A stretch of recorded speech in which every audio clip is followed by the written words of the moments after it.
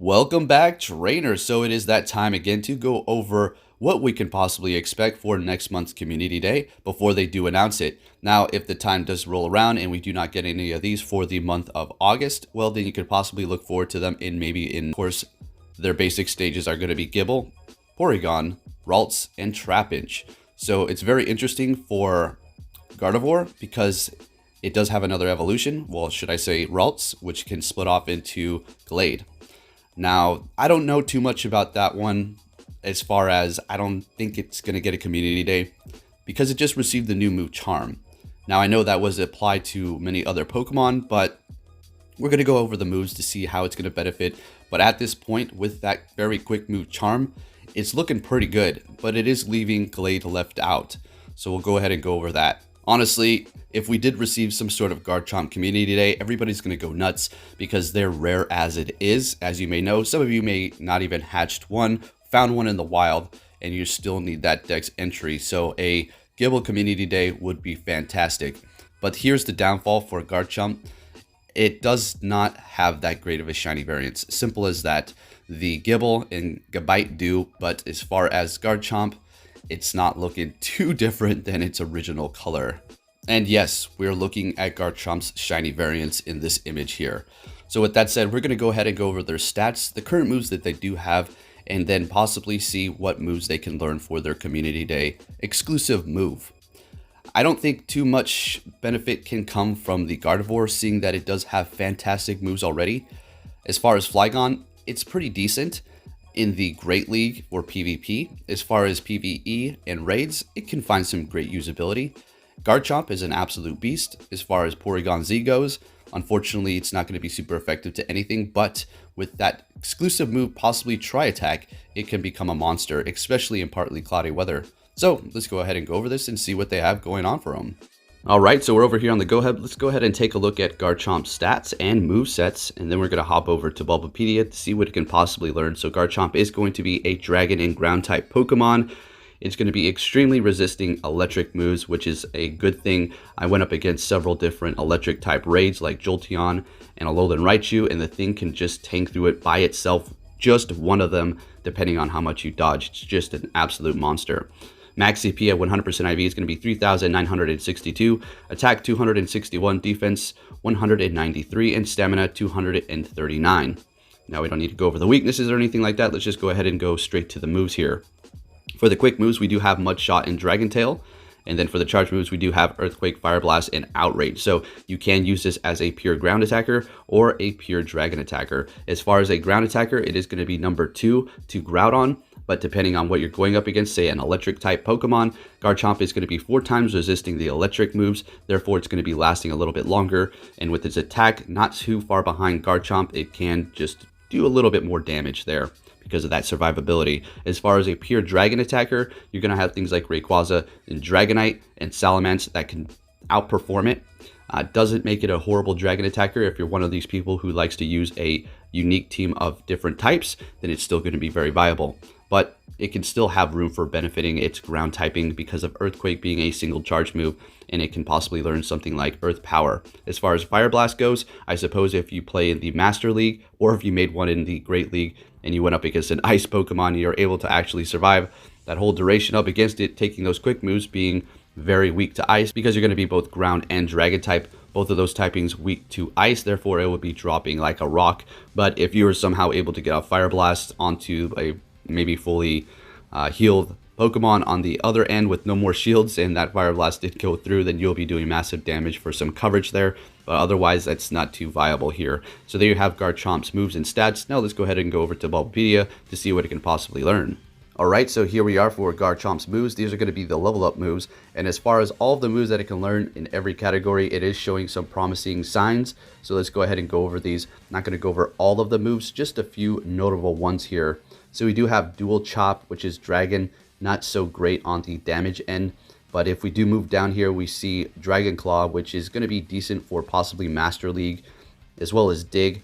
And then Dragon Rush is something that is going to be high on my radar as to what it can learn on the Community Day. So Dragon Rush is on the list so far. Dragon Claw, I don't know about all that. We have Bulldoze, All right, and a whole bunch of great moves in between here that is probably not going to learn. Something that I did notice is Dragon Breath here, which is not going to be the best option going up against Gyms and Raids PvE, but possibly in the Master and Ultra League or PvP, it could possibly be somewhat useful.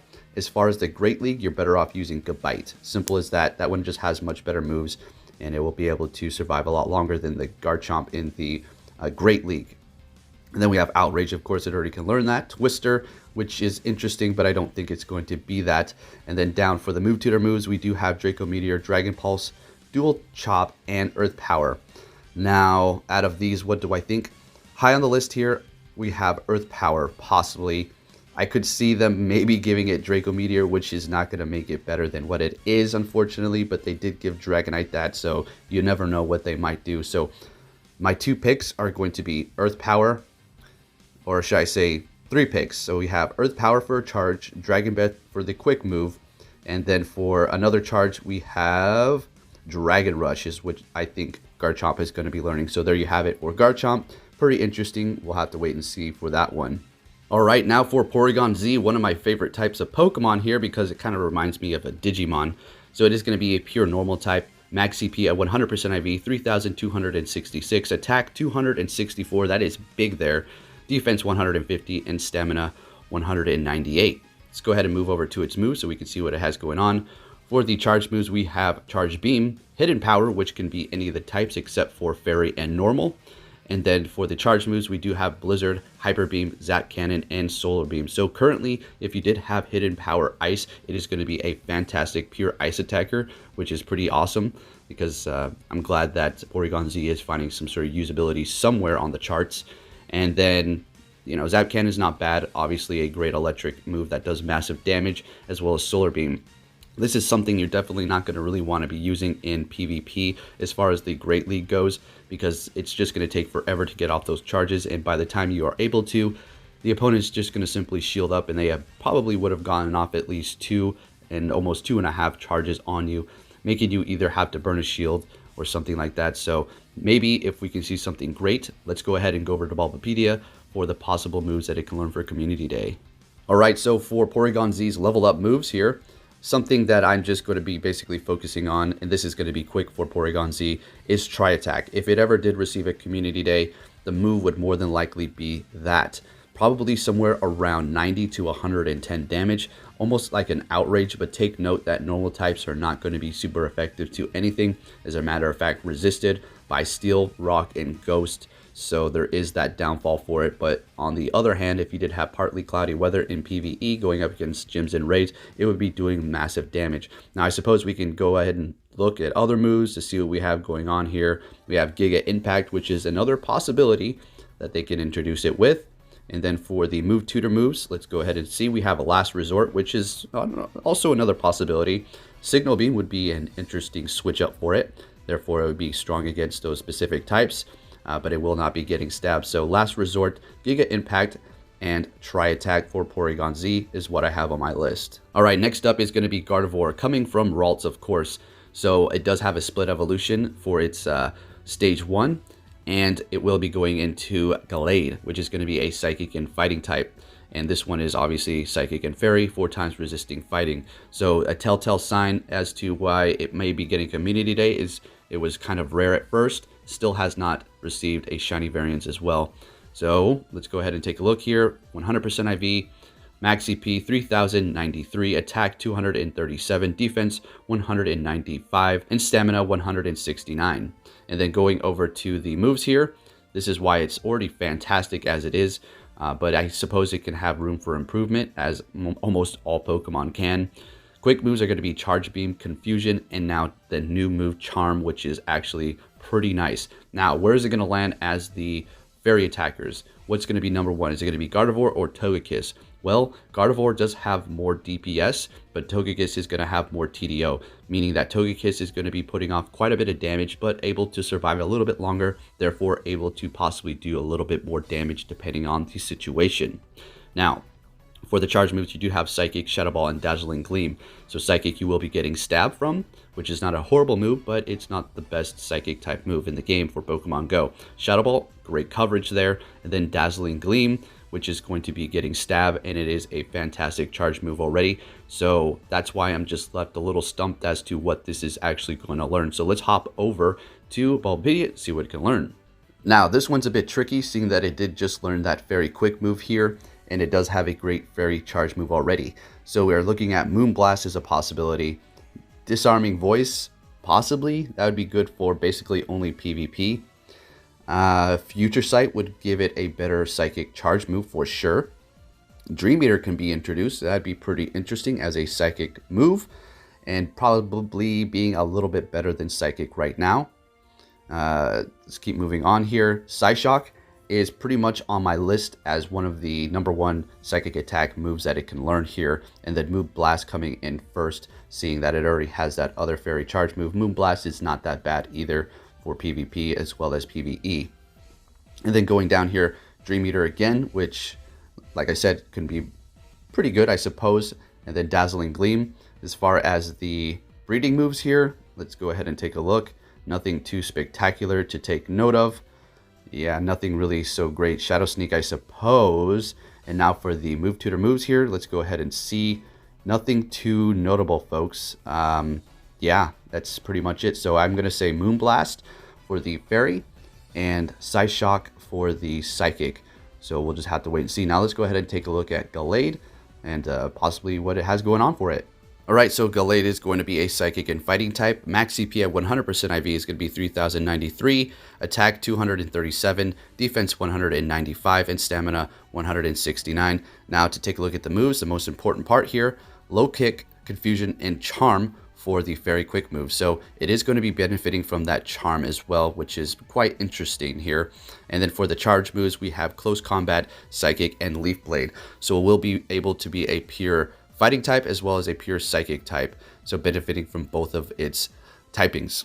As far as are they good, is Psychic good? It's not that great. It's not that great. Leaf Blade is going to be one of the best moves you can have on it as far as a PvP standpoint goes. And then for Close Combat, it's a decent move. It's not going to take a substantial amount of energy to finally get off, but you're also going to be left vulnerable out there, and Gallade being kind of a somewhat squishy Pokemon in the Great League specifically, it may not be the best option. As far as the charge moves, Low Kick isn't that great. Confusion is fantastic, and Charm, as we know, just rips through all your opponents, but it will not be getting stabbed from that, unfortunately. Let's go ahead and see what it can possibly learn for a Community Day move. Alright, so for Gallade's level up moves here, there's not going to be too many notable things. I'm going to focus on the Fighting and Psychic. So for possibly a quick new move, Psycho Cut, but that's going to leave it with 4 quick moves, and that's going to be a bit much, but you never know what they might do here. As far as everything else, we're just going to kind of skip over that. It has kind of the best already out of this list here. Moving down, it is going to be a Fighting and Psychic type, therefore Psyshock can find great usability on it, being a fantastic move for PvE, well, at least for PvP, I should say. Then moving down, we do have Brick Break, in which it will be able to get stabbed. Another great PvP move. Well, I wouldn't say great, but on possibly a Gallade, it may find some usability, but take note, it's not going to be the best charge move out there for PvP. And then moving down, we have Focus Blast, which I don't think that's going to be too great for it. Dream Eater, yet again, coming in, it is going to be Psychic type, so it could benefit from that. And then moving down to the breeding moves here, I did find something quite interesting, kind of like on the Gardevoir. Shadow Sneak, it's going to give you a bit of coverage there, and it's not going to take too much energy to charge it up. And then finally, for the move tutor moves, yet again, not too much substantial moves to work with here, but I have an idea that maybe Drain Punch might be coming in as a possible Community Day move for it, if it's even going to be introduced for a Community Day Pokemon in the first place. So there you have Gallade. It's looking pretty decent, I suppose, if it was able to receive Psyshock. And let's go ahead and look at the other one, Shadow Sneak, and then finally Drain Punch. So who knows if it's even going to get introduced. And now finally, we do have Flygon here, a ground and dragon type, just like Garchomp. So this one is going to be decent in PvP in the Great League as of now. As far as PvE, it's going to be way outperformed by others, but it's still going to be a decent Pokemon depending on what moves you do have. So max CP at 100% IV, 2,661, Attack 205, Defense 168, and Stamina 190. So let's go ahead and take a look at the moves, and then move over to the move tutor moves and its level up moves. So we have Mudshot and Dragon Tail for the quick moves, And then for the charge moves, we do have Stone Edge, Earthquake, and Dragon Claw.